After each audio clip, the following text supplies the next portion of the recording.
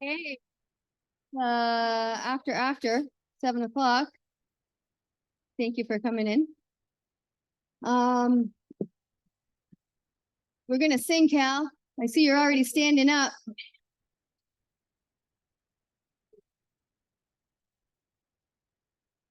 Let's have our national.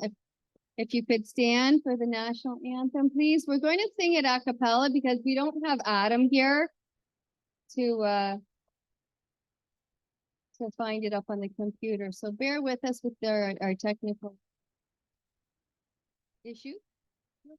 I think Zoom is going, and we're all here together. So let's sing.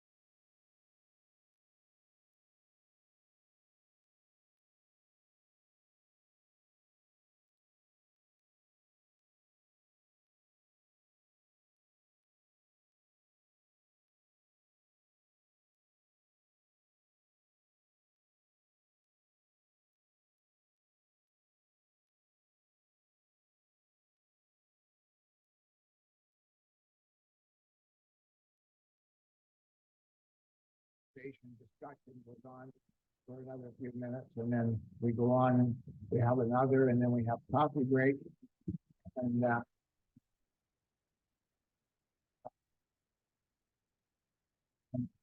it will go until lunch.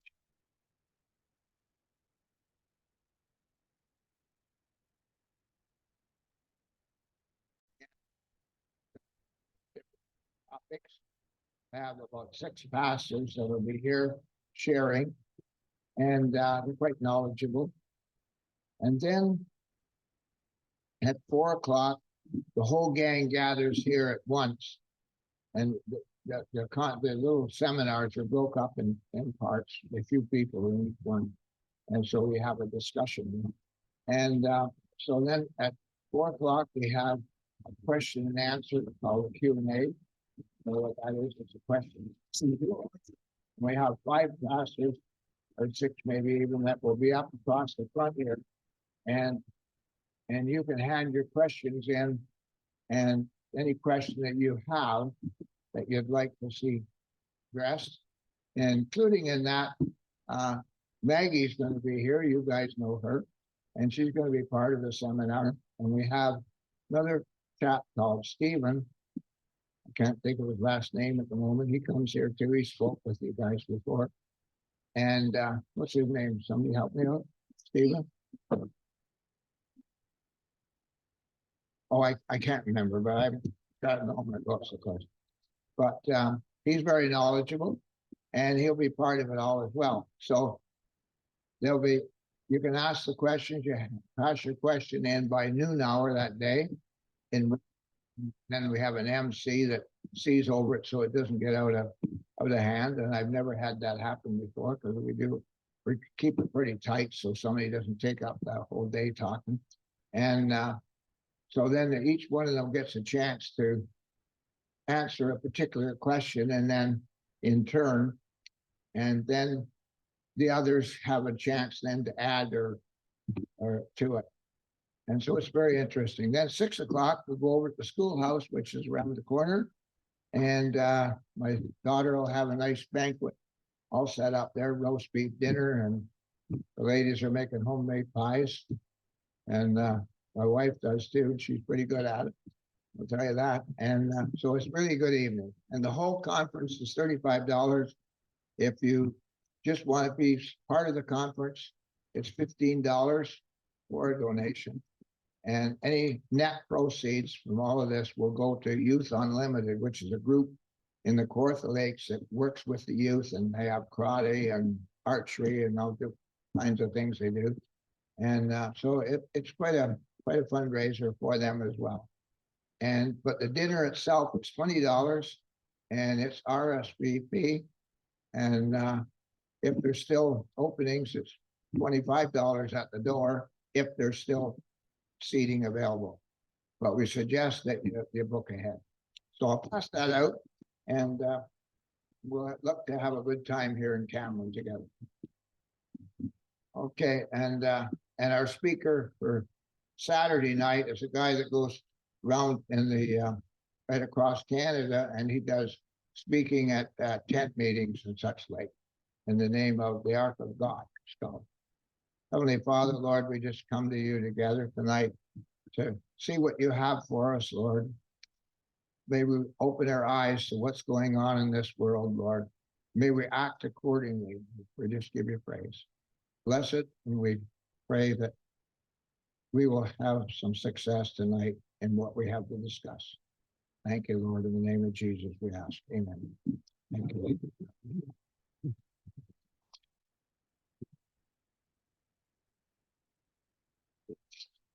I just wanted to add too that this book here, all the things that are going on, the crazy stuff in this world right now, is all foretold over 2,000 years ago. And I can share it with you sometime if you like.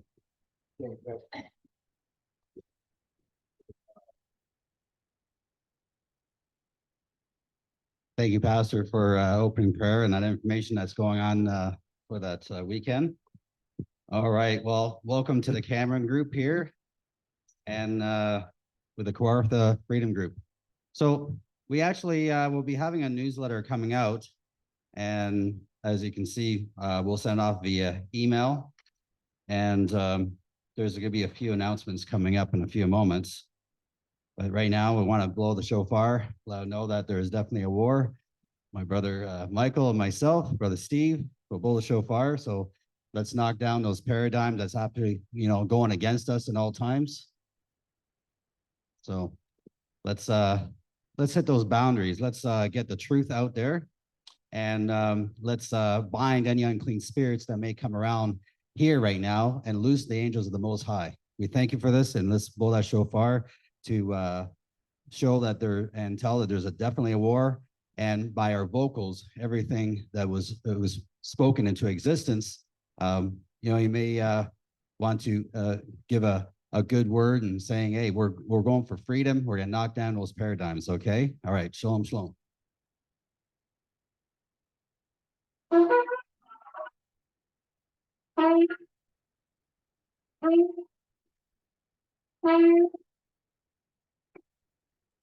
Freedom.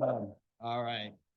Hey, great having a participation and voicing what we're going after here. We do have some announcements here.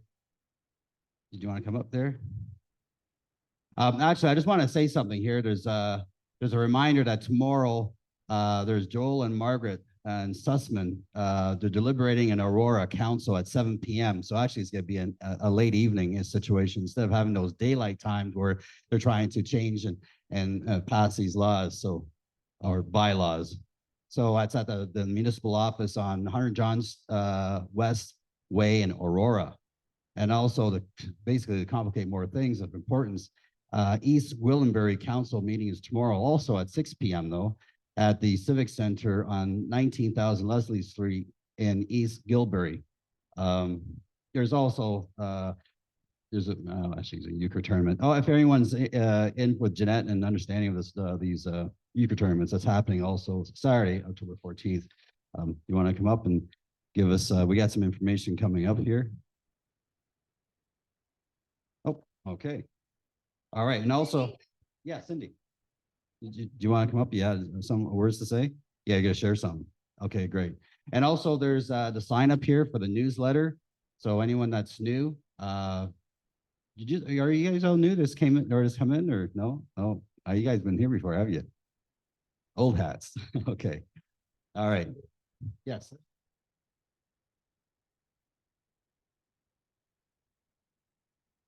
A new sun. Hey, let's fill this world up with righteous people.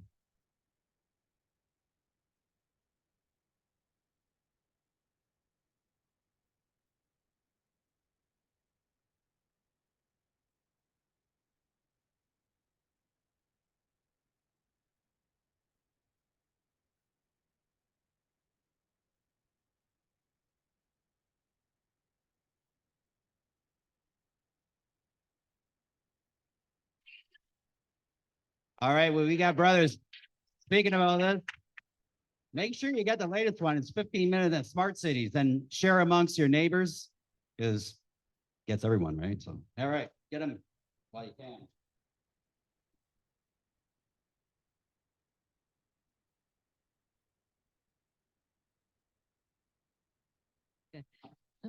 Hi, Pastor Al. Thank you. And thank you, Steve. Good evening. My name's Cindy with Rise Up Kawartha. So as some of you know, on this Wednesday, the 20th, there's a Million March for Children going on. And I've been pretty tied up with stuff, but there was a lady that commented in the Rise Up Kawartha group that she wanted to do the march. She wanted to go to the Trillium Lakelands District School Board here locally in Lindsay. So I suggested I can make an announcement for her. So I thought might as well come here and make an announcement too, thanks to Dr. Kelly's suggestion. So we're gonna have, it's gonna be at Trillium Lakeland School Board, 300 County Road 36 in Lindsay. So it's on the east side of County Road 36 at 9 a.m. I'll share the details with Steve or Dr. Kelly, and then they'll spread it out in the newsletter. And I shared it in the group already in the, in the group. So it's across the coast, coast to coast in Canada, and they're planning on doing like an 11 a.m. march. So we'll see how many people we can get to come out. So if you have time to come out on this Wednesday, the 20th for 9 a.m., we'd love to see you. Hopefully I can make it out quickly and bring the megaphone. We can speak to some of these trustees because they would probably won't come out to talk to us. Yeah, I think I got everything covered. Yep. Thank you.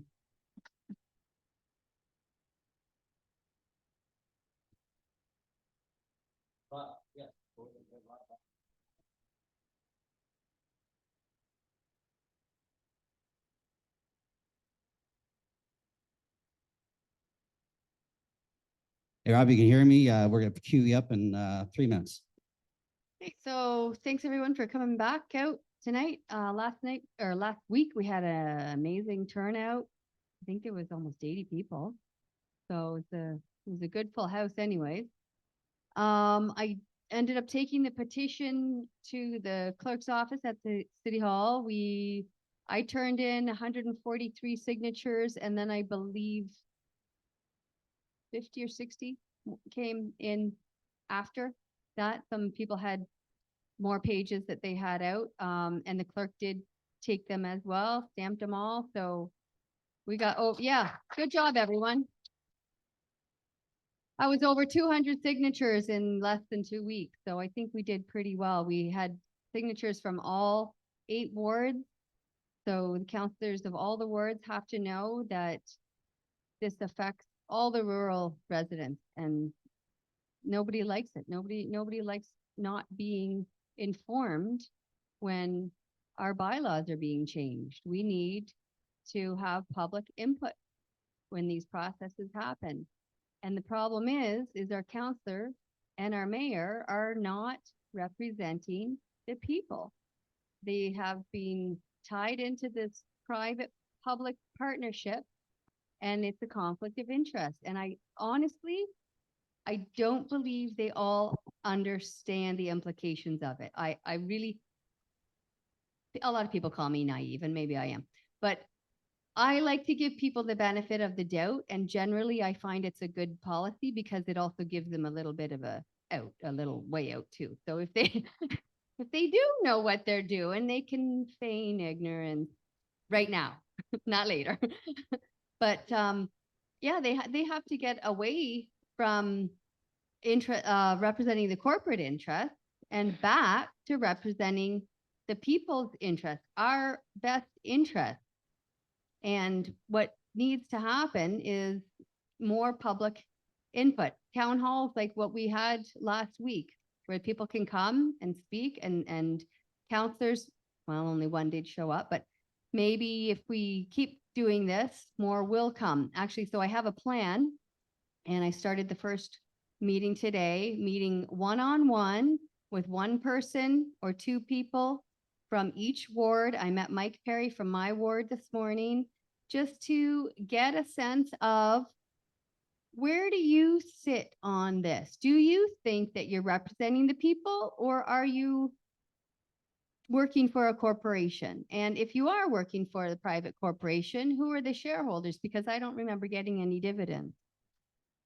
So I put that to him, and he's thinking on it.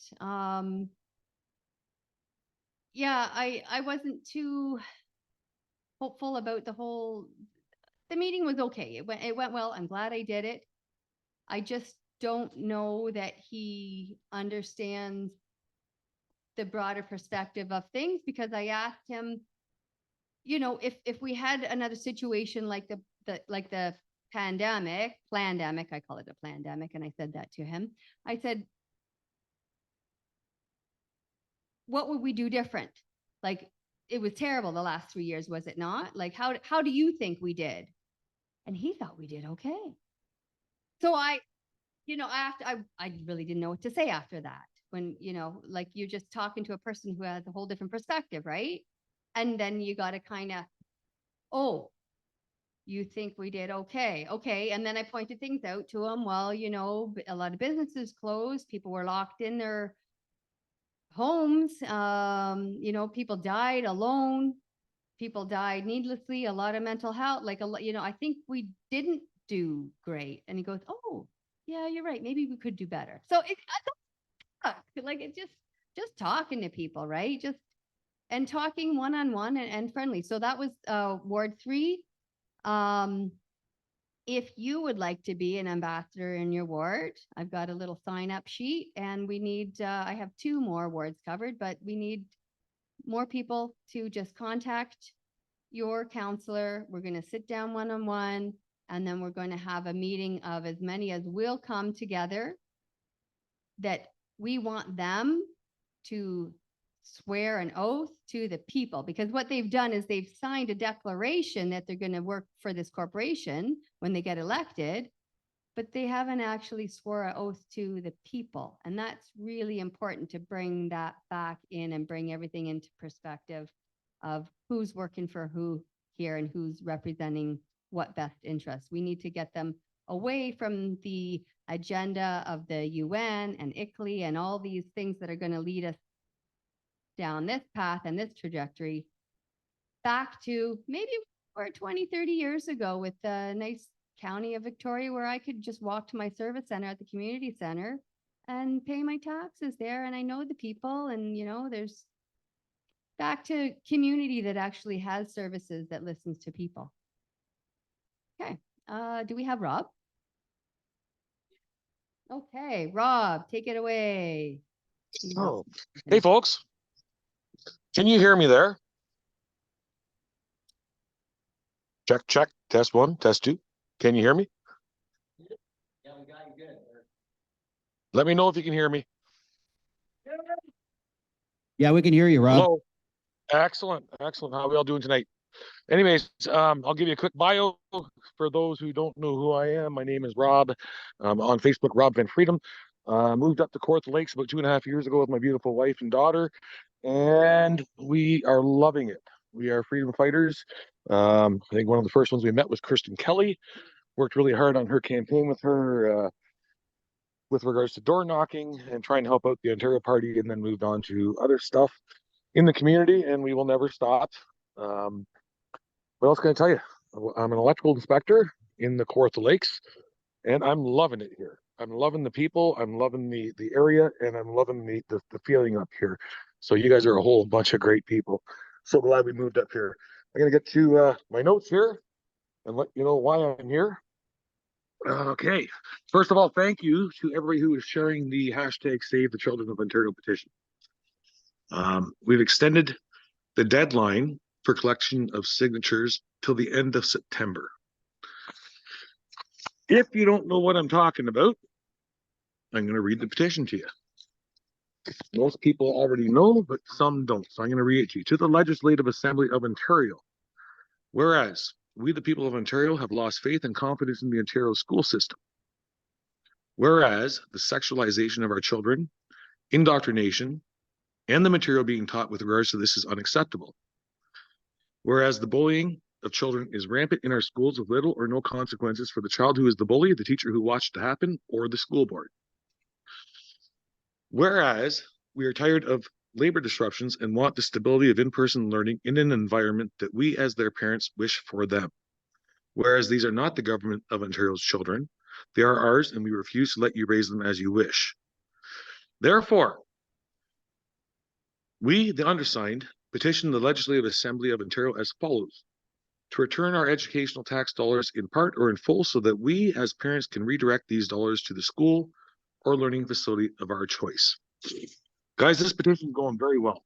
We're estimating about 30,000 signatures in the last month, and our goal is 100,000 by the end of September. So yeah, we've extended that deadline. The reason we extended the deadline is the multiple scheduled events and some apparent events that are coming up. Signatures. These events are going to come and go.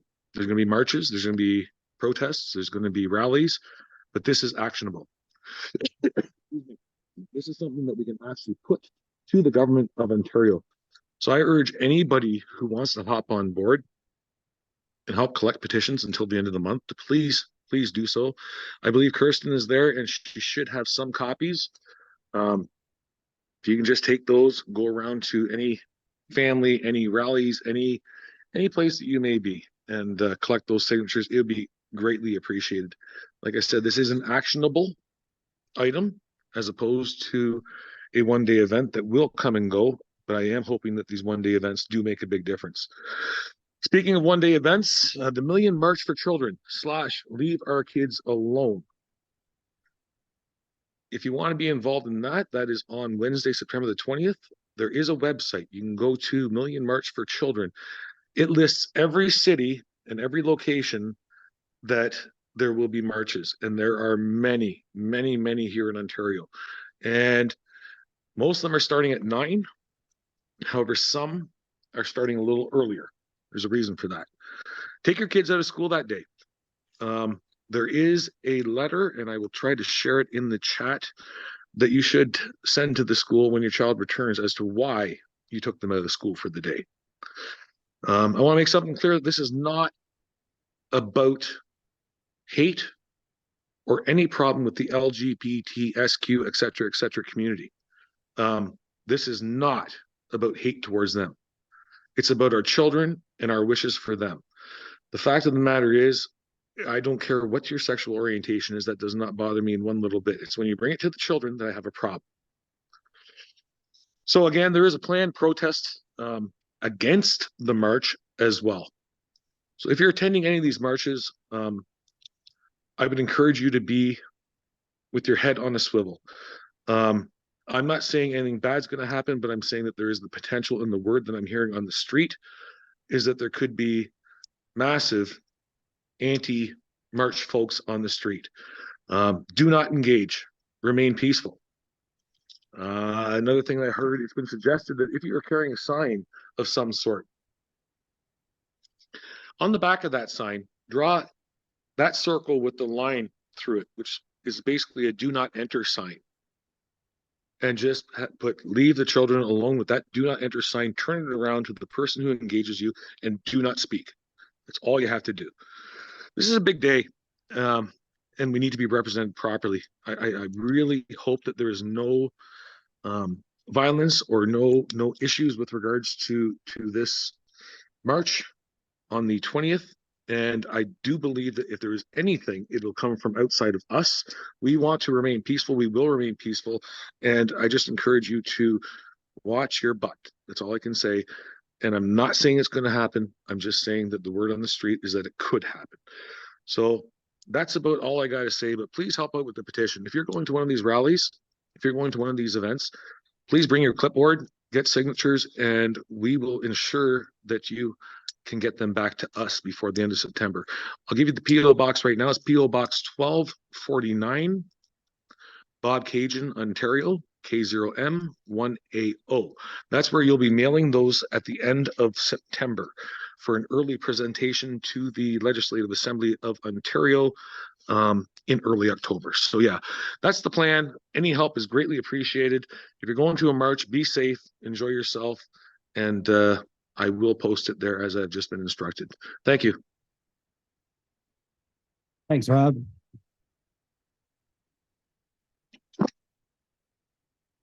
That was really good to speak to that. I will be going, thanks, Rob. I will be going to the march in Toronto. I had that planned before I knew that there was anything happening in Kawartha Lakes. I'm glad to hear that there is a march at Kawartha Lakes on Highway 36.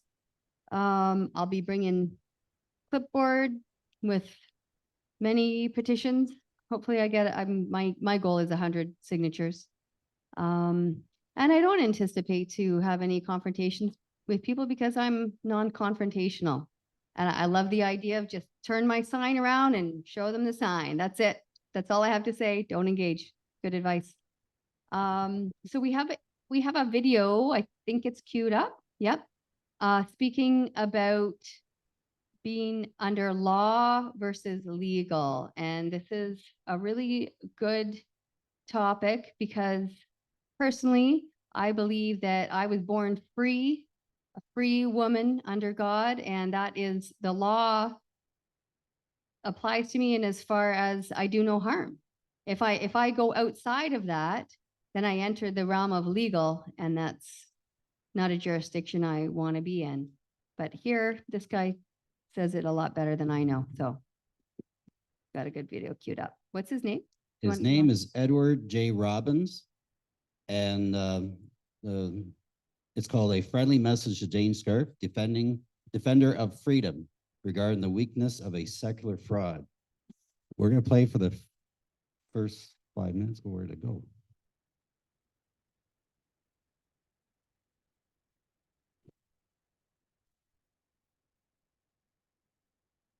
Hello, Jane. I am Minister Edward J. Robin. I'm 70 years old. I'm living here near Sherwood Park, Alberta, and I've been studying law, statute, code, regulation, and the Bible most of my life. The Bible since I was younger. I started studying the law, I guess back in around 1980 after I came back from living in Beverly Hills with a Talmud Jewish family. At that time, I wished to marry this girl that I was living with down there, and she was Jewish, and she told me, "We can't get married, you're not Jewish." And I said, "I can be." And she said, "How so?" And I said, "I'll lie." She said, "You'd lie for me?" And I said, "Yes." So I did, and they took me in as the long lost Jew, and they taught me about the sordid history of the hijacking of Christianity in 325 CE, and how they helped Constantine put the Bible together to control Christianity for the rest of time and to bleed the Goyim by enslaving them, Leviticus 25, 44 through 50. So here I'm getting the inside secret edge on who's controlling the world, the 7 Jewish Talmud families that run the World Bank. Before the World Bank was formed, they had already been fomenting their plan to take over the Gentile world and control it back 17 centuries ago with Constantine, and have been continuing in that program of controlling the world. So Talmud Jews control and own the planet. This is what they informed me of, and they have done so for centuries. So that factor is extremely important in what I'm about to share with you, because without that knowledge, we're working on a bunch of theories and fake history that a Talmud Jew put together so as to deceive us and keep us in the dark. Sorry for that light over my head there. I'm trying to eliminate it a little bit. So I'll start you off with the fact that the Magna Carta, which you cited there, section 61, that was removed from the Magna Carta 1 year after, is a bait and switch. The Magna Carta itself was used as a bait and switch by King John because he didn't like what King Alfred the Great had done back in 880 AD approximately, when he brought in the 10 Commandments of the law of the land. From 880 AD to 1215, a Christian minister sat on the bench in the courts in Great Britain. And when a cause came before him, it was a biblical cause with those 10 Commandments ruling, and with regards to property rights and the barons trying to steal, rape, and pillage from the peasants.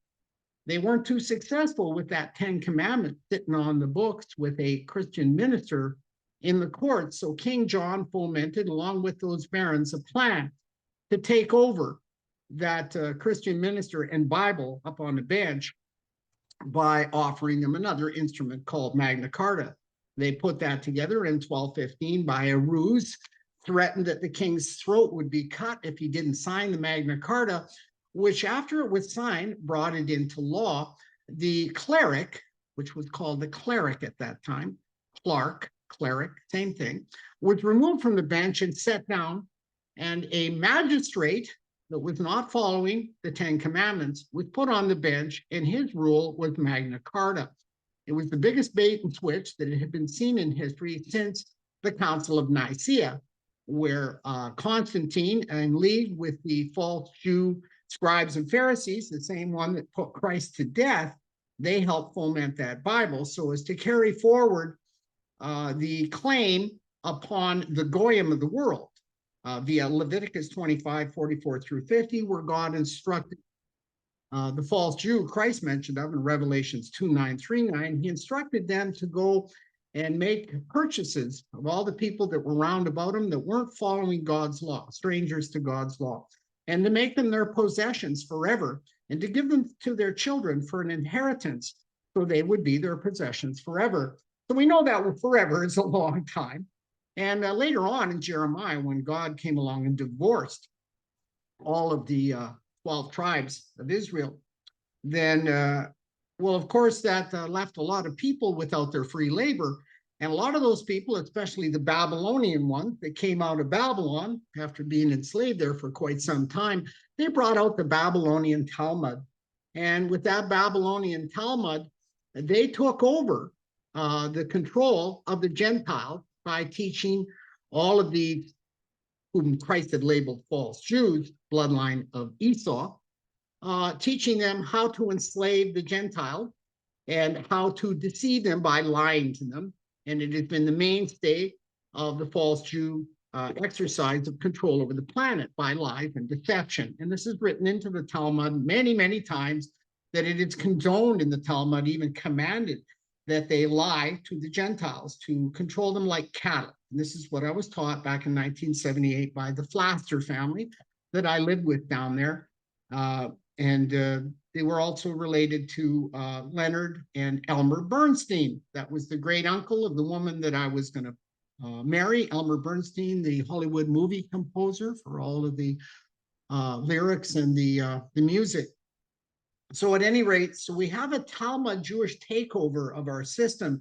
Now in Canada, everybody gets the right to save their faith harmless. Nobody can impose a dereliction upon your faith, upon you. It's called intimidation, 423 of the Criminal Code. So because Romans 13, this is key for you, Jane, Romans 13 has been altered since they wrote the Bible 17 centuries ago to be taught from the pulpit that you're supposed to submit to the governments of the day. The word minister there, used in the King James Version 3 times, is essential to our understanding of the fraud we've all been subjected to with that one word.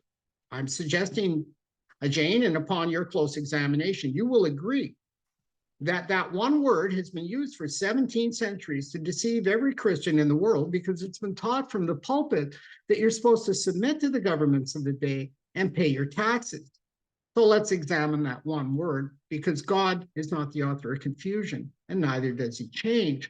So the way that word is described in the Old Testament must conform with the way it is used in Romans 13, which is central to this fraud that I'm exposing to you. So if you look to Ezra chapter 7, verse 23 through 26, you can clearly see that there's 4 conditions for that word that must move forward to Romans 13 for a proper rendition and analytical examination. So when you see that it's there, the ministers are of God's temple. They pay no taxes. They adjudicate only with God's law and teach them that know it not. Now, those 4 conditions are impeccable, and they must go forward to Romans 13. So now when you read that chapter that has been used to subjugate Christianity for all the 17th century, since 17 centuries, it's been in place. Every Christian church, not some of them, all of them, 100%, have been teaching subjugation. Go register with the false god government, pay your taxes, submit yourself to this dead corporate entity. Well, this violates what the Bible says, because all of those dead corporate entities are called persons of law. And Deuteronomy 1:17 says God is no respecter of persons in the 1611 King James Bible.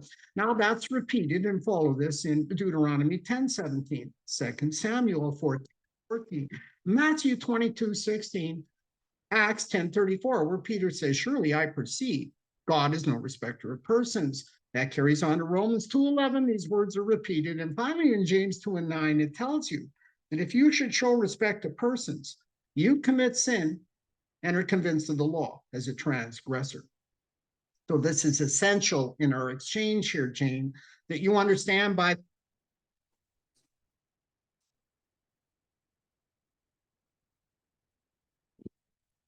The book says that the truth sets you free. And a lot of this information you just was shared over here is I remember when I was going up to bat with another individual in court, and one of the police officers said about Romans 13 that you're supposed to follow the laws of government. And what he was expressing there was just that. The thing is that remember who's talking and who's he talking about. So would he say that we'd be talking about the government of this world? So that's why everything's been mistranslated. I like calling that. Good to see you. And so this is really freedom that you're getting information here. And that's why they want you to walk away from the book. So I'm not trying to push anything on you, but what it is, and I gotta say, but what it is that it is the truth that sets you free. And what's happening is it definitely is a spiritual warfare as he's expressing. So we're gonna watch a little bit more. And there's and then we have someone else coming up. We'll take a look and see who's. Oh, good question.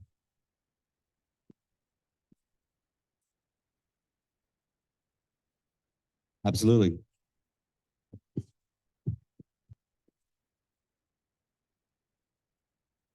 Well, I don't know if I have authority to say I'm just learning all this stuff too. I'll speak And to it, but go ahead. all right. So from my understanding, and anybody can correct me if they think, if they have something different to say, that's, if I'm wrong, please correct me. So if I'm understanding what he is saying is that the Bible tells us that God is no respecter of persons or personages. So these legal entities are setting themselves up, these dead corporations, above us, meaning they're putting themselves on a higher plane than we are. And they're not supposed to do that. Only God is. We are all equal. We are all born free, equal under God, men and women. And that's it. It's just so simple. Like, it's like hitting me again and again. Every time I say it out loud, I want to say it again. We are all born free under God, men and women, equal under God, born free, men and women. And that's it. That's all. Do no harm. That's all there is. We've been given free will, and that's what's going on here, right? Yes. And then, so you're hitting on it. The word person, actually, we'll just go into that, is persona. It's actually impersonating who you actually are. So I take a look at this book as not a religious book, but a book of rules. And it's about obedience. And we are going to be judged by how close we keep his laws. No matter what anyone thinks, it doesn't matter. Every knee is going to bow, on that day. So, all right, we're going to continue off with this. And actually, he's got really great points. Don't look at this as religious at all. That's what happens. It's a faith, and there's freedom completely into this. And this one is actually, he's been working on, I've known a lot of his work for the last, 12, 13 years. So we're going to continue off with what he has here because he's got a lot of great points. I really have a hard time stopping it because there's going to be a lot more. There's little, carrots along the way, and then you get to capture this. Do you guys have some questions or some objections, or do you have something else you'd like to speak to, Kirsten?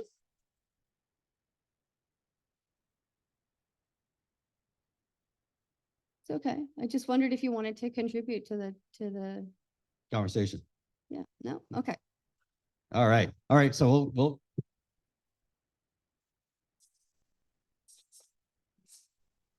please stop. Yes. Go ahead. For decades, when I was going to churches and stuff, they used to talk about Romans 13. Oh, you have to do this and do that. But when you read through the chapter, and you can never really just go for the verse, you got to read around it. If these laws are unrighteous to God's word, then you do not have to follow them. In fact, it's our duty to object to them, which unfortunately nobody's been doing until now. Well, take a look at the author as well. The author says, I speak to them that know the law. He's either talking about the law of the land, or we're talking about his laws. There you go. So, all right, so we're going to continue here and pipe in. This one word, minister. They have deceived the whole world and got everybody to register into a debtor corporation that went into receivership on April 10th, 1933. I have a copy of the orders in council from the governor in council that they repealed Section 4 of the Dominion Notes Act, or pardon me, put it to bed on April 10th, 1933. Now, that's a very interesting date because if we go forward exactly 49 years, you would get April 10th, 1982. And that is the year that they came out with the Canadian Ownership Control Determination Act. There's that word determination, which is, of course, the opposite of termination. So it's very interesting because this enactment is on Jubilee. 49 years is what you'll see at the end of Leviticus 25. It talks about a release, a redemption from that enslavement that you had been put into. It's called Jubilee, where everybody can pay the purchase price and relieve themselves from that enslavement. Or you can call fraud and bring the whole assumption contract down. Okay, quoting Absalom 2004 is your main source of validity towards contracts are void if they offend your faith. So he hit a point there about goes against your faith. So that's why they're getting people to walk away from the church or that's one part of it. And it's dealing with faith. So they really want to have you throw the baby with the bathwater. And also he was especially talking about Jubilee. So what was the other thing? Okay, I'm just going to follow through on this. I'm sorry, I just jumped in on here. So this is extremely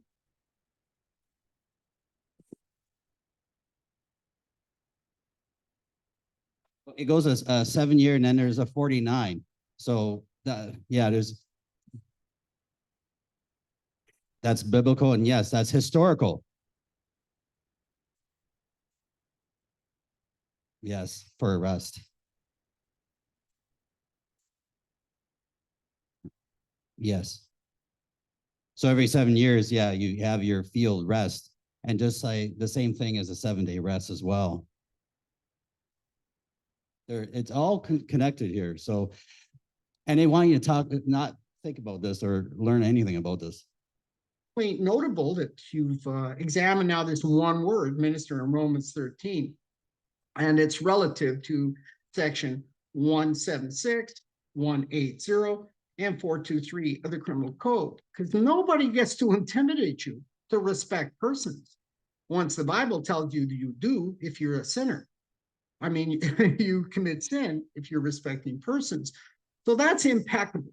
Nobody can alter this discovery of this one word, person, and especially when you discover that Christ ordained his ministers. In John 15:16, we see that Christ says, you didn't choose me, I chose you. I ordained you to go forth and bear the fruit.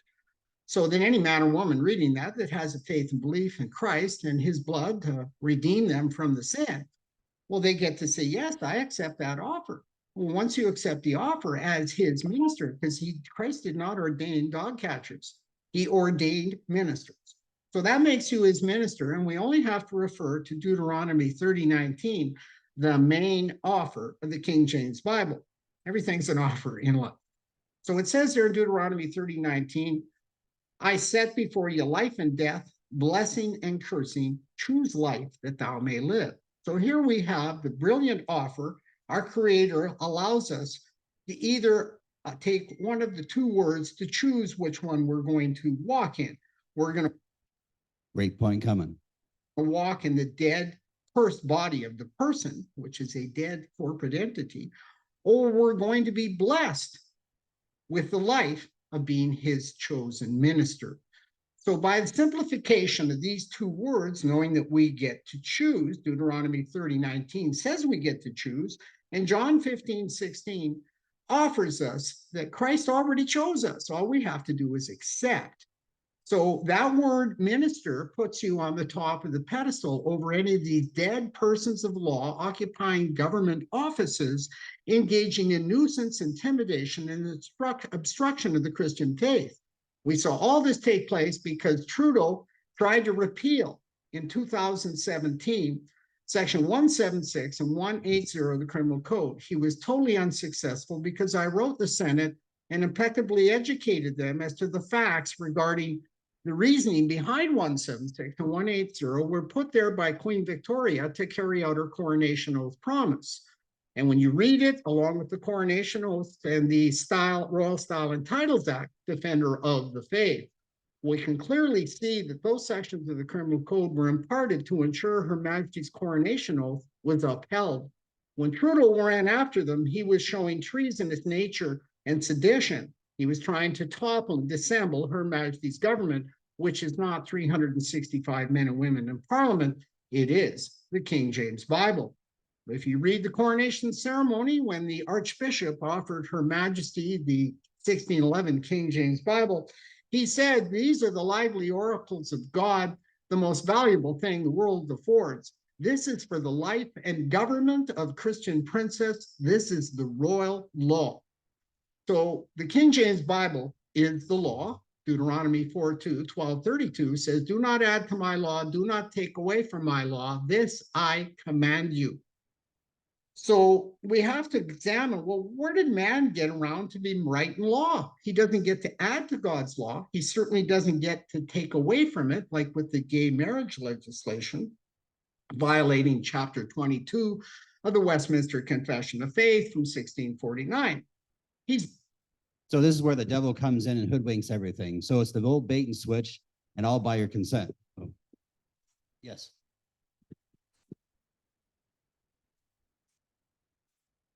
Oh, yes.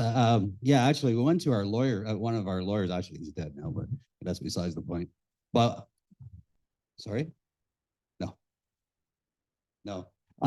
So all on the walls, it was just full. And all it says, practicing law, practicing law, practicing law. And I questioned him. Wasn't I? Oh, actually, there was another story. But there was nothing that said actually law. And I remember when we were going to get a lawyer for a certain situation, and we went to the Upper Canada Law Society. They says, "Oh, we can find someone that can practice law in your area." And I said, I was just being kind of funny. I said, "Well, I'd actually like to have someone actually is doing it." And she says, "That's the way we talk about it around here." So I don't know. You know, sometimes you just got to have some fun with this. Yes, Axe.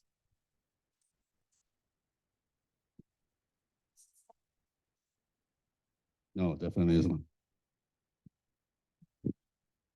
Oh no, we've known Sheila for a long time.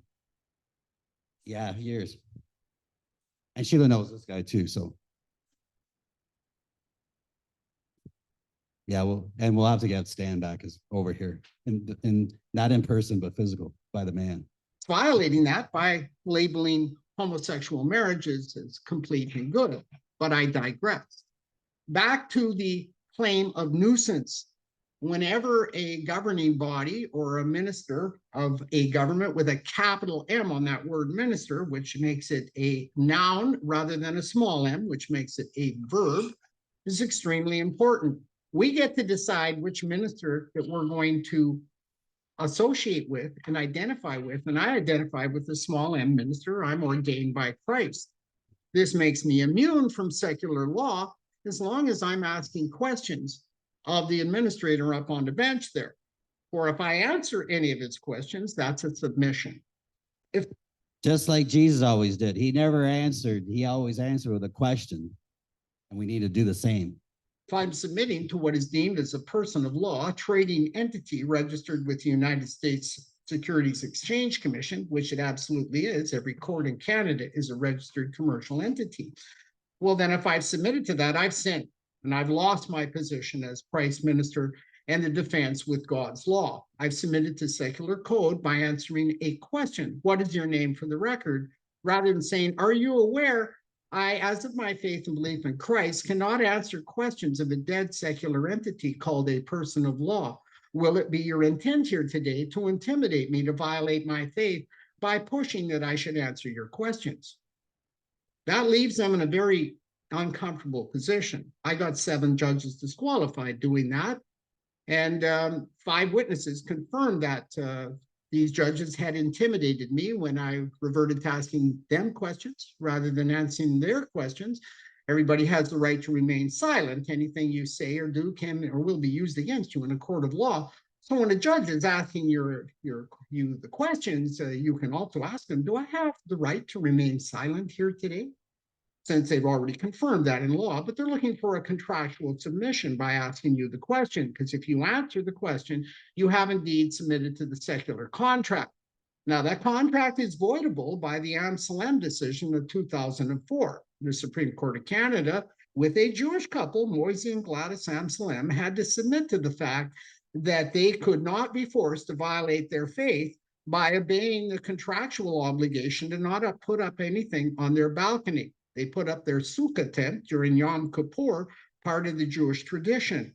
The Supreme Court of Canada said when faith and traditions are offended by a contract, to the extent the faith and traditions are offended by the contract is void.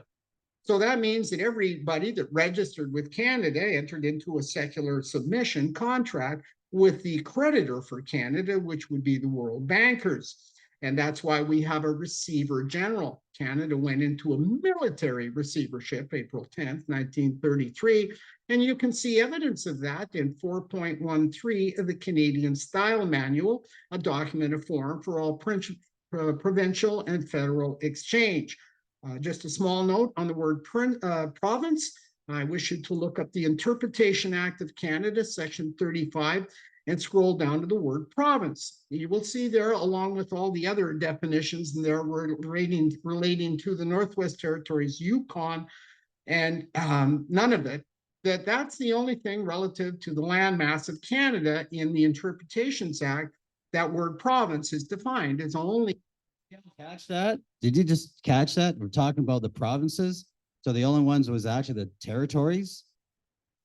So there's always a bait and switch. It's always been by your consent. So I know this is kind of may get a little deep for a lot of individuals, but it's really, I wanted to break it down in different sectors here. Yeah, they're good.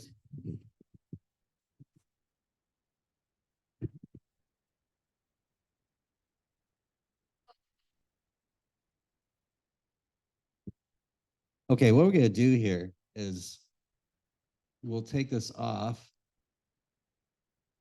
And we're going to be putting a newsletter out, and we'll put this link in here, and also we'll set it off from our email list. But if anyone has any questions about this, yeah, Steve?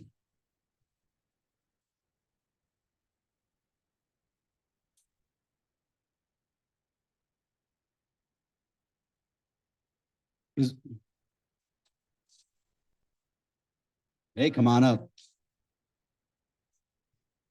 Come on.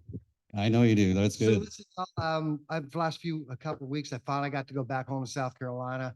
It was almost 4 months. My wife was extremely happy. And I'm very happy to get on my own beds, my own dog, and actually work in my own yard. I did end up having to sell my AR-15, however, in order to afford to come back to Canada. Oh my gosh. What he's saying on this last little thing, these are all true things, but the caveat here is that we do not have to operate in this system anymore. Okay. Canada was a corporation, has always been a corporation. It up until the next year or so, it will be continue to be a corporation. So the Hudson Bay Company dwarfed into something bigger because this became a possession. This was always a possession of the Crown of England. Okay. The Crown of England is just that, a foreign potentate. We were linked through them because of our contractual agreement to keep us together in 1864 in the Charlottetown Accord, and we did it underneath the British Crown. We're about to leave that. What's about to happen is on Thursday is our big meeting that we've been having, just like when it comes to the wedding feast in Cana, okay, in the Bible. C-A-N-A is the root for the name Canada. So the root, so the marriage of Cana has a lot of semblance right here and right now, okay? So the Lord had said, go out and invite them to come to the wedding. And they put out all the invites to all the important people and all the ones that they wanted to have come to the wedding. Nobody showed up. So then the Lord said, now go out into the streets and just bring those who want, who bring them in. That's exactly what we've done. And in doing so, our little group out of Kingston is managed to be bringing in some very powerful spiritual people in the Lord, because they know something's going on. And this September 20 event for Saving the Children is a perfect segue into what needs to be done next. We can save the children. We can do that, but we cannot do it in the system. It's too corrupt. Just giving a quick example. My daughter's boyfriend is a cop in Lindsay, okay? He had a cold on the weekend. They went and made him do a China virus test. Guess what? Yes, he apparently has the vid. He does not have COVID. This is more Canadian insanity. And I say it's Canadian insanity because I watched it for 3 years from the outside in and I kept going, what the heck is going on up there? This isn't COVID. He's a cop. Do you know what? I agree with you, but this is part of the corruption. I know that. And we were born free under God's law, but it was quickly usurped by the corporate entity that Canada became. So with me today, I did this, I spoke about this on Thursday last week at Action for Canada down in Bowmanville the other day. I just got back from home and they asked me to come down. But I've already collecting signatures and we've got a lot more than this for the Freedom Party of Canada. Why do we need another party, Stephen? You don't. You don't need another political party because the ones we got right now just ain't working. None of them are working. If you want to compromise, please vote for Polyev. You will never, ever get your freedom back, ever. It's just not going to happen. But I can understand as a citizen and as a human going, well, yeah, but he's got the best chance. No, he doesn't. Because this party, the Freedom Party, there's no leader yet. It's you. The freedom people in this country is the Freedom Party. And there are so many more of us that cannot come out here on Mondays or Wednesdays or Thursdays or whatever the events are because of whatever their programs happen to be, their families or whatever their employment has to be. But they want you to do this too. So we are ready to, we're getting close to registering the name. So on Thursday, I also understand, and I think I remember, if some of y'all remember, I did tell you that at one point we put out invites to Bernier, to Keller Hollyosis, to Sloan or what have you, and a few others. We actually got told just a couple of days ago through Derek's best friend, who's one of my colleagues, doctors, that he's probably coming on Thursday. This is in Kingston. It's right on King Street. We have a little meeting room in an apartment complex. This is where their property manager does their meetings all the time. We were praying about it and praying about it and praying about it. And finally we said, you know, Lord, this is up to you. If this is going to happen, you got to do it. And then bam, the room came right open. So that was perfect. Do any of y'all know Walter Hoffman? Yeah. Okay, he's coming. Sherry Ferguson's coming. Whoever goes will be blessed. If you can't go, I understand. Please pray that God's will is done, because that's what the only way you're going to get our country back is with God. And we're going to be able to throw away the entire thing. A constitution from the ground up. You had just mentioned that about constitutions, you know. Our rights right now come from the government down. Well, where's the Bible fit in? No, it doesn't fit in anymore, you know? And we know during the scamdemic, I know you call it plandemic, a very good one. Where were the pastors? Why did they collapse like just empty sacks and just cooperated? True. Right. And we have a lot of reasons why. Now, y'all heard Artur Pawlowski today. He kind of got let go. They found him time served. That's not guilt. That's not guilty. They have to hold somebody responsible. That's why they're doing it to Chris Barber and Tamara Leach right now. They're trying to make them an example out of it. Well, good. Because Canadians also in this revolution need people to be used as examples. And this is waking up more and more people all the time. So I will ask you, if you feel so led, help us register the Freedom Party of Canada. Pardon? It's going to be both, because I know about the problems here in Ontario. I would have voted for Ford also. Well, that's what it is now, isn't it? Pardon that. I hope I'm not offended on that one. Some things I don't mind offending people on, but that, you know, but I would have voted for Ford too, and I would have been duped, just like y'all were. Everybody was duped, and they're still doing it. I did reach out to Lori Scott. I did reach out to Jamie Schmale, and we got zero back from them. They are part of it. It's all of it. All of it is. Everything. We can't fix the system. Okay. Part of the committee where it all started in East British Columbia. Now we vote for it. See, there you go. Now, we all know that there's a lot of groundwork, a lot of things going on in the underground about potential election. There's a lot of reasons for that. There is a lot more going behind the scenes than anybody has a clue about. Okay. And this has been going on for about 3 or 4 years, sometimes even longer. I can tell you at least since 2018 in the US, but it's gone global from there. This isn't a biblical battle between good and evil. And if we have a true government on God's law, not the Mosaic law, however, there's so many parts that are involved in that, God's 10 commandments, we can have a truly free country. Our kids will be free. The law, our rights will be codified. Nobody can take those rights away. Now, the reason why we want to set it up like this, because there's something even bigger coming. We know we are in the time of the end. We know these are biblical end times, and it's not falling out the way we were all taught. It's completely different, and it's better, actually. We are now about to prepare the kingdom of heaven and his government right here on earth, because Canada and the United States are the prophetic spiritual Israel that they were always talking about. And I can prove that. I can show you about the Babylonian thing. When we leave England in the dust, and my family's from England, we came over in 1653 to Boston. We have our heritage there. I think it's wonderful. I love our tradition. I love our old flags. There's a Canadian Red Ensign right next door. That was really nice. I fly one at home every now and again. But we have to leave the Brits to themselves. We cannot have a part of Babylonian empires.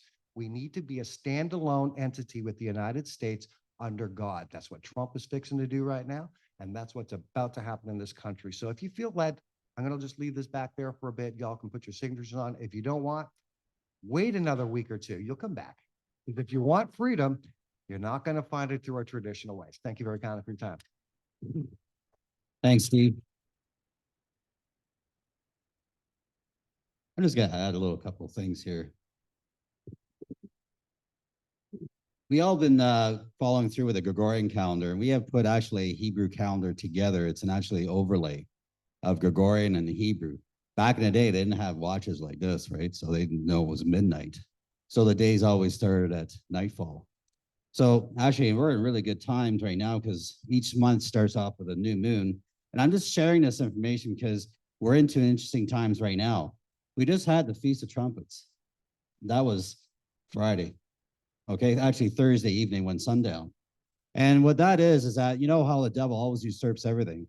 And then, you know, you take a look and you see the queen comes down, well, whatever you want to call it. And they roll out the royal carpet, and then they have the trumpets, the bugles, say, you know, hey, the queen is coming. Well, that's what the devil does. He usurps authority in every way by your consent. Well, this is what Feast of Trumpets is all about. It's actually telling you that the king is coming. Now, we have the spring feast. The spring. Okay. So in the spring feast, we're talking, that's been fulfilled because Jesus was our sacrificial lamb. I'm just going through this because what we're talking about. Now, this is the beginning of the Feast of Trumpets, is the fall feast. And then this next coming Sunday is a Day of Atonement. This is where at a time like the wedding feast, take a look at it. It's got to take a look at the rituals, what's happening and how everything's been usurped. You know, there's a wedding and the bride wears white, right? Because she's supposed to be pure, right? And that's the way it's supposed to be. Now, the thing is, once you've come to the knowledge of the Most High, that's where the grace comes in. Only at that time. Because you were a child, you had no idea what all this was all about. Because, you know, you got your ritual, you got the baptism when you're a child. You have no idea what you're being baptized for. You're just a wee little guy. You're supposed to get full submersion. I'm telling you, that's what it says in the book. I tell you, if you want to talk about it, that's great, because I know what the book says. So at that point, okay, so now, Day of Atonement, you get yourself cleansed. And then I just want to say that everyone says, well, we don't know the day or the hour when he comes, but we'll know the season. See, that's why they don't want you to know what the original Hebrew calendar is all about, because they want you to go with the Gregorian. They want you to do Christmas. They want to do birthdays, Halloween, all that pagan stuff. I'm sorry, I have to say that. You know, and you know, you can go on doing whatever you want to do, what you want to do, but we are supposed to be watchmen. And we have to let people, I'm charged to tell someone about it. At that point, once you know the blood is off my hands and you get a better understanding, you got to take a look at I'm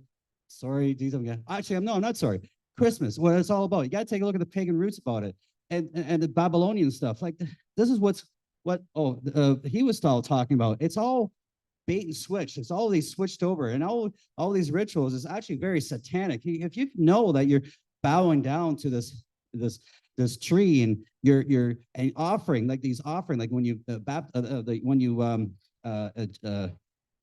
vaccinate your children, you're burning your child into bow. Like this is burning stuff. You take a look at their, okay. Anyways, sorry, I apologize. No, I'm not, but here I go. But you got to take a look at on the evening of 28th. That's coming up in a week and a half. It's the Feast of Tabernacles.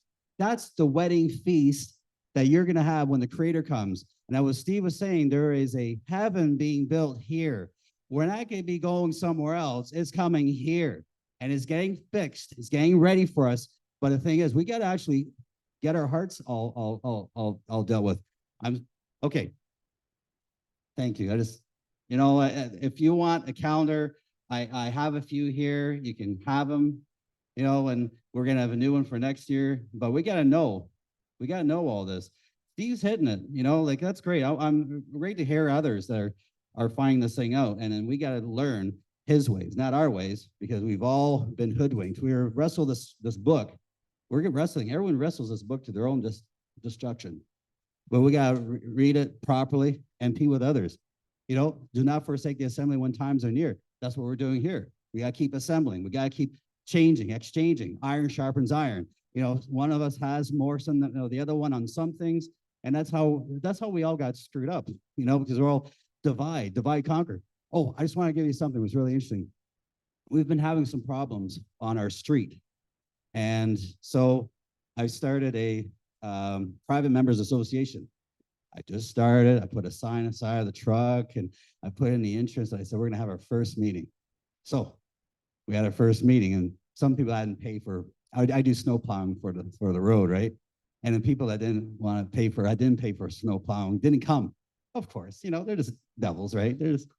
So all these other people said, hey, I want to help. I want to be, I want to pay for it. That's like, great. You guys all paid and everything that. So we did the minutes of the meeting. We put that all together.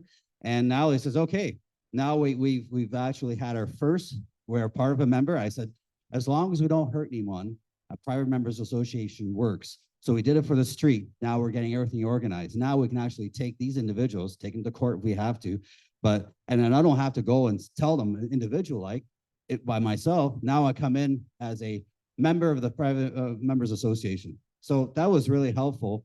And we're able to get the righteous people doing the righteous judgment. That's what it's a transformation what's happening right now. So, all right. Well, thank you all. And, unless someone wants to come up, actually one thing I want to do, and I was mentioning before, there's the newsletter list. Make sure your name's on there, get your phone number or your email and your name so we can send it off to you. And also, I was speaking about having someone, because this is for all you guys, to come up and talk. When you say talk about your business, like how are we going to know each other if we don't share how we can benefit each other?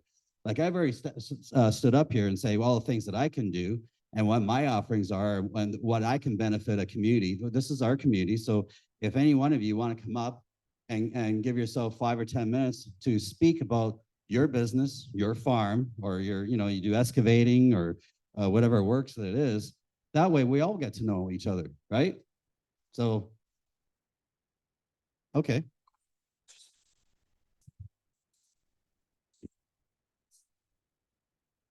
Yep.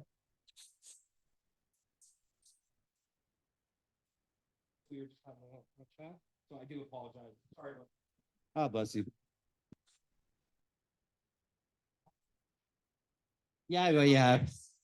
Well, yeah, your chickens, yeah, or you had, but I don't. Yes, yes, sir. I just shared that as a community, to reach out to the community, when I came to the church, we have a set model, and an agenda that we set out to do. And one of the things is to be the community's greatest need. So if there's a group in the community that needs to use this building, then I'm open to do that. Now, I don't want hocus pocus here, right? That's for sure. But, so it's no problem, and to do that. And if the majority of the group doesn't want to have any Christian, biblical type things here, I'm all right with that. But we can set another night where we can say that these things that are happening are been foretold 2,000 years ago. Our world is getting close to that. And I would like to be able to have the opportunity to set another night aside. And I said before, at one time I said I'd come in at 5 o'clock and, but that's kind of early for some. But Wednesday night is our midweek meeting. And on our midweek meeting, we talk about the end times. We talk about the times that we're in right now and how close and how crazy this world is. And if anybody thinks that the world isn't upside down, what I'd like to share, the easiest one to tell you how the Bible says right will be wrong and wrong will be right. There's people, and I'm told, and I'm going to go down there and get eyewitness myself, but I've been told that I.E. Weldon High School has recognized the fact that some people think that they're a cat or a dog. We all heard that? Okay, that's fine. That's fine. We used to have sale asylums for stuff like that. But anyway, but that's all right. Good question. Where does it end? But how do we get sensible, responsible people that would agree and put a litter box in the washrooms? How do we go with that? I mean, how stupid we can be to say that that's not wrong. So, but anyway, all these things so on a Wednesday night, which is, 2 nights from tonight, if anybody would like to come out and you can share it with other people, and we'll get another group that we want to talk about things of that nature and show you that these things will happen. And I shared with a few of the people outside here a few minutes ago that my agenda is to share with people, because we're called, Jesus called us in the Bible, to go you into all the world and preach the gospel, making disciples of them. So that's my duty. That's my calling on life, to share the good news, which is a word that's translated from the Hebrew, the gospel, into gospel. And gospel, if you translate that back into Hebrew, it means good news. The good news. The good news is not this bad news, but the good news is that there's another option. There's a way out of all this. There's a way from this that will change things. And you as an individual will stand one day as the only person. You'll stand alone. You won't have a bunch of people around you to answer for where you are in the world. But I can share a lot of things like that with you. And I have people that are more intelligent and more learned than I am that I share. And they open the good word up to show us really our Canadian, US, and all our developed countries in the world have all their laws set right from the good book. I just shared tonight that the Metroland media has filed bankruptcy. They're looking for protection under the Bankruptcy Act. That's forgiveness. And you and I, if you've done something for Metroland and they owe you money, you have to forgive them, right? Where'd they get that idea from, right? Okay, forgiveness of sins.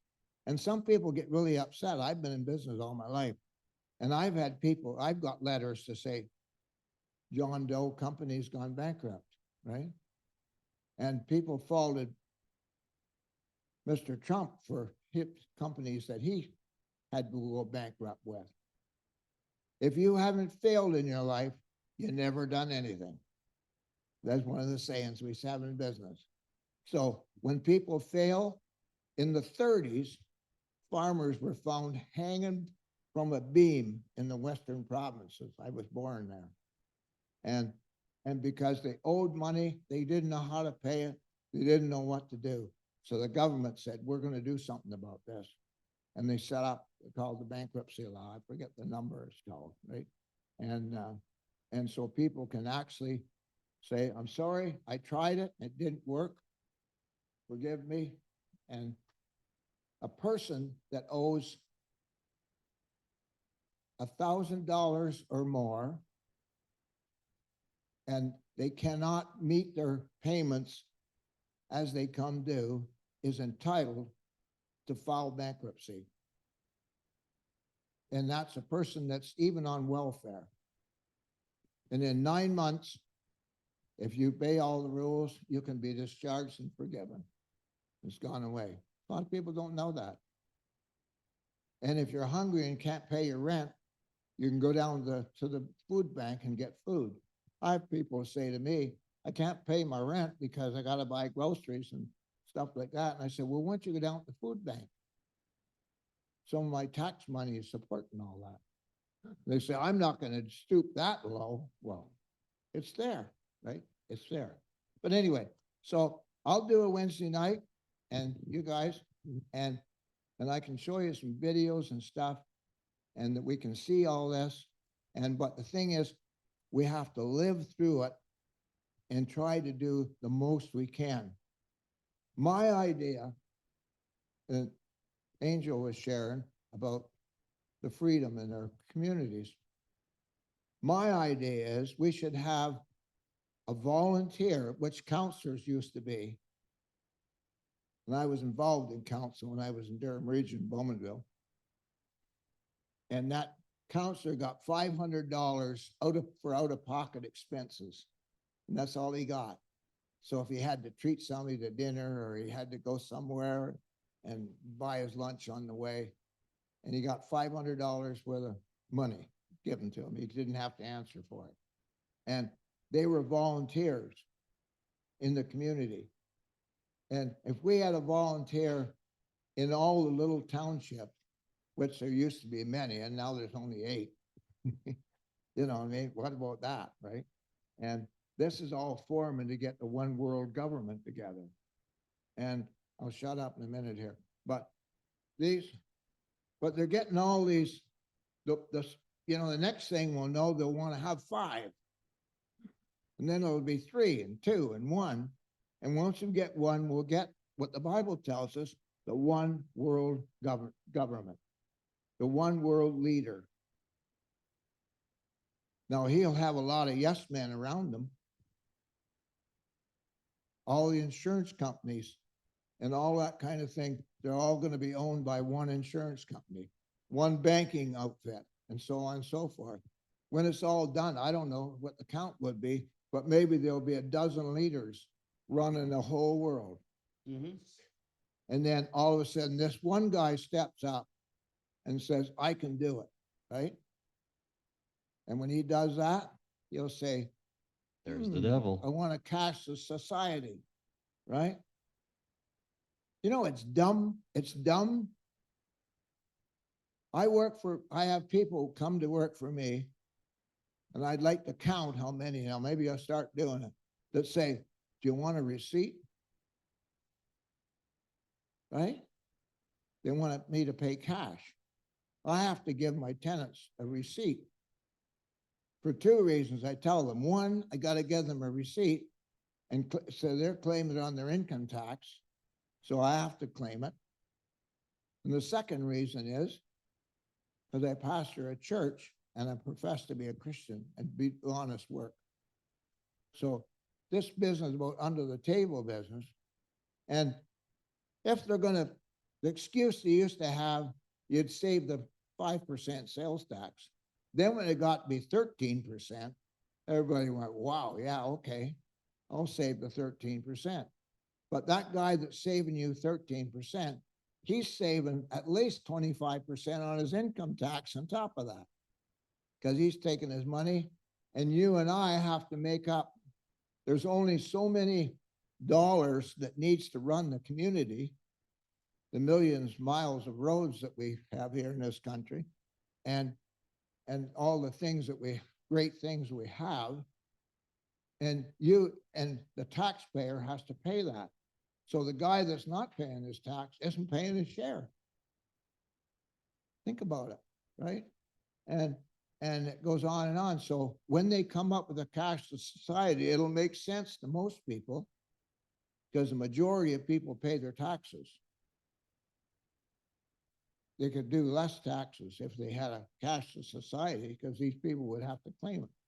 And it'll go on the computer, digital money, and that's not, and so all this stuff makes sense.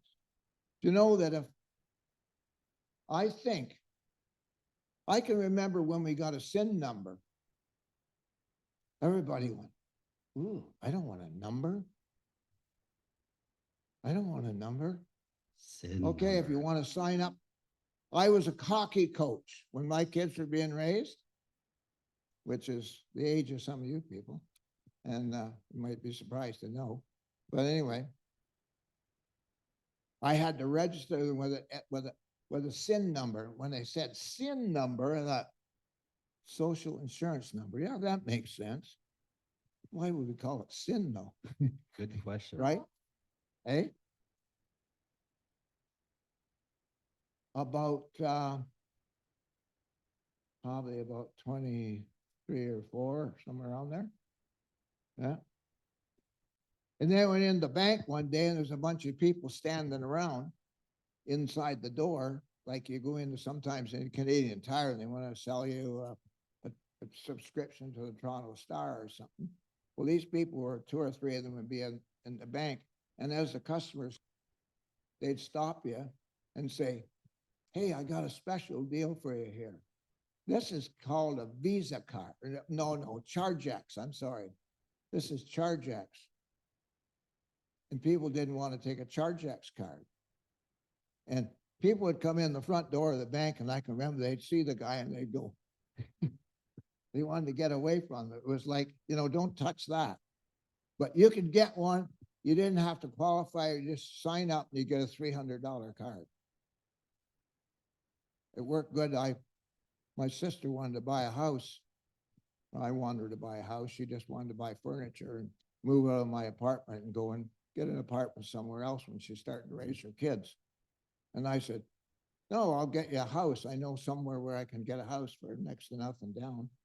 And she said, where am I going to get the money? And I said, well, I'll get you a Visa card. So we bought a house with a $300 Visa card.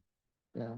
We took the cash and, but anyway, and got her started, right?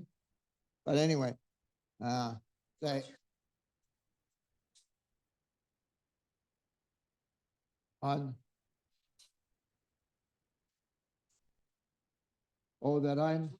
okay, now. The volunteer Yeah, question. back to that. Sorry about that. I lose my thoughts sometimes. But no, so if we had a representative, like for instance, I have a cottage on Hugo Road. And it's my idea that if we had a representative for Baseline and Hugo Road in the area, and he looks around, she, holy mackerel, we need this done on this road. So he takes that to the road department or to the councils. But this road, we got 54 cottages that use Hugo Road in Covacon. Our average taxes are probably upwards to $10,000. Hey? Correct. And we get garbage pickup and we got snow plowing in the winter. Well, hey? Are you on the water? We're on water. I got an empty lot. I can show you the tax bill. It's $3,500. We're on Pigeon Lake right on the water. It's under 2. It's under 2 Yeah. on Pigeon Lake. Yeah, but we have garbage pickup, but we don't have a road, and then I plow it. Oh, okay. And I only charge $200 a year for plowing snow. That's what I charge. Right, okay. Well, It's done in a private. okay. Think about it. Okay. Yeah, no, but if we had representatives that would volunteer, and you can get all kinds of people to volunteer. People love to have something to do. And it's not everybody that can do that or wants to do that. But you get a volunteer and he works along with the council. And it could be like, you might have 10 of them, because in his, what do they call that? In his ward, yeah. He might have 10 or 15 people, and they cite out the problems and stuff on it, bring it up to him, and they deal with it. But this road of ours, I was around the construction business as well as many other things in my life. 401 split our farm in half when I was a little boy. And down in Darlington, my farm I was raised on now, the 50 acres to the south of the 401 belongs to Darlington Nuke Station, right? And the one next door to that belongs to the St. Mary's cement plant and all that stuff, right? But anyway, so I was around the construction business. And so when I first went and bought the cottage, it was nearly a 4x4 road. We got 100 acres there that runs across, and they had this road that was supposed to have been built by the subdivider, and he didn't do a very good job. But in the spring, it was like a 4x4 road. And so I went to the first association meeting, complained, and they said, so you're saying what you need to do? Guess what? We're going to give you the job. So I took the job on. I'd done it for 20 odd years, and I turned it into a proper road. And you go down that road today, it's called Weldon, and it makes the municipal road look sick. And we got other people running it now, but because I retired from it the other year. But that road, Weldon Road, they don't even have a proper grader man to run the grader. And they grade the road, and they have a windrow on the side of the road as high as that, and some there this, and they wonder why the water doesn't run off the road, you know? It's like, but I complained to the councilor here a while ago, and I had the engineer department come out and look at the hill, and I gave them my ideas, and they agreed with me, and they said, okay, we'll put it in the budget. Well, that was 5 or 6 years ago, and it still hasn't been done. And every time we get a big downpour, like we've had it 2 or 3 of them this year, it just cuts ruts up to 6 inches deep down across that road, because they haven't got the water going where it should go.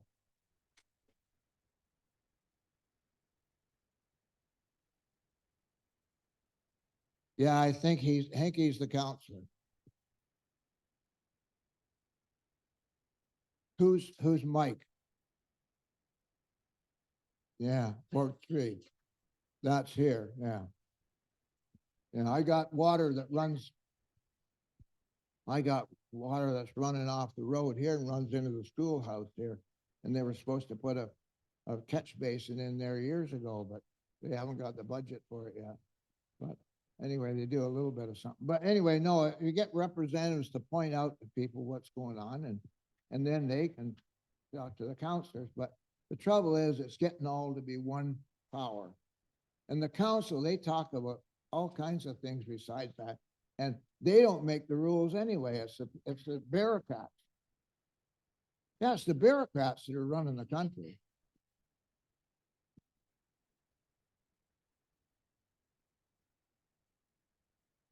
And you know their salary. I forget. The council salaries are like ridiculous, right? Now you know it. Yeah, so, yeah, what Our- are they? our That should be mayor- public. How much? A lot of Rob? people are against Flatto, what Flatto is doing in the community. Well, he can just about do anything, and I got an email from somebody one day and said, we've given up because Flatto, you can't stop this guy. The mayor retired last year. Perks too. You know what he's doing now? He works for Flatto. Hey, we're supposed to be exposing this, right? It's time of exposure. Yeah, that's what we're here for, right? Yep. So Wednesday night, if you're interested. There you go, and if Wednesday. you're At our conference that we're gonna have, and Steve's gonna be on part of it, and he's volunteered, and so we're gonna have those seminars and things like that. And it'll be interesting too, for people to sit in, and I don't say I'm gonna try and change you into, well, I'm not gonna, I can sell you the idea, or I can share the idea with you to become a Christian, right? But at least you know what's going on and you have your eyes open to it, then you can make your decision. And but that's all there's to that. And my salary, if I got it doubled, it would still be zero, right? So All right. Hey, thanks, Pastor, for your words. So Wednesdays, okay? So what time on Wednesday evening? What time? Wednesday night, 7:30. 7:30. Okay. All right. So Okay. now at the Cameron Church, that's we're having those meetings on Wednesdays, and that's at 4075 Highway 35 North, Cameron, Ontario. Now, if you want to send some information or want to learn more, email us at freecanadarightnow@gmail.com. We have a bit of another announcement going on here. It's this Friday in Bancroft. We have our friend Maggie. Maggie's going to be speaking with Dr. Mark Trozzi. So he's back. So you're going to find him. Doors open at 5:30. So that's going to be at the North Hastings High School in Bancroft. That's at 14 Monk Street. So we have that going on. All right. And also remember, hashtag leave our kids alone. And it's happening coast to coast this Wednesday, September 20th. And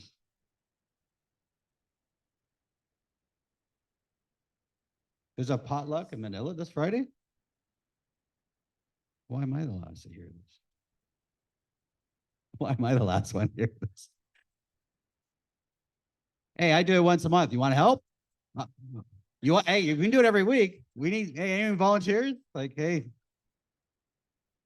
Well, we're gonna try and send up a little bit more details. Maybe not be as a newsletter, to send some information really quickly out there. But all right. Okay. Well, hey, thank you so much. My suggestion would be, Yep. like, Suggestions. Okay. not to split your group, would be to, keep a view on Christianity, and then the people will be together, and then on Wednesday night, we want to share the truth of the good book. But Well, nothing's gonna that's stop just- me. You guys talk about that. Think of what you do. I'm not, Yeah. I'm just here, You're right? just here. Hey, you supply the place. Hey, this is great. Everyone has a part of this body, right? The body of Christ. So it's truth. So no matter if you know that you are Christ or not now, your knee is gonna definitely be bowing. Right? So for me, I keep going. And it's truth. Truth sets you free. And we need to be doing this constantly, getting together, because this stuff that's coming down is coming down hard. And we got to make sure that we're getting ready for this. Actually, I have some documents I mentioned about 3 or 4 weeks ago. We're gonna have everyone with a piece of paper. Actually, it's a document, and then you'll be able to put like who you want to have communication with, having their information, as in what are their skill sets, and then you can share that with your other neighbor as well. And I mean neighbor as in real neighbor, not the one next door. Biblical is the one that shows mercy, right? So that's the true neighbor. So I have neighbors, but I say loosely, but I see neighbors here. So that's we're all family, and we have to keep this going. All right. So, yep.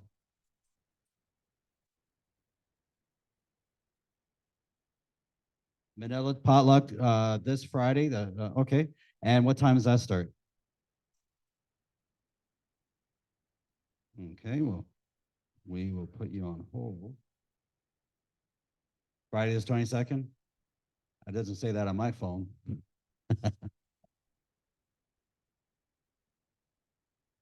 20th is Wednesday, so that'd be the 22nd. So Manila, we have a potluck going on there, and it starts at 6:30. Perfect. All right, anything else someone want to share? Any events that's happening Thursday over in Kingston? Kingston. 1066 King Street West. There we go. It's out there. It's 1066. I'm glad there's only 2 sixes. The new political party.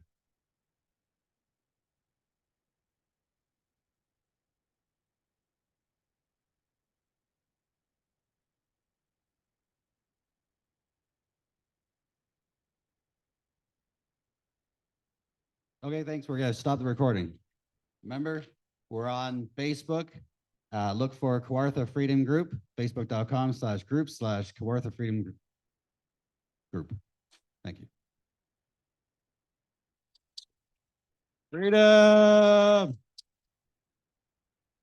So Wednesday night, starting tomorrow night, or Wednesday this week, I have a video I'll show, and it's part 1 and part 2, delivered by a guy that's traveled the world and sharing it, and it's the chronology of the end times. So the order of things happening in the end times, that's one I'll start with. And the chronology of the end times, in the order of things, right? Part 1 and part 2.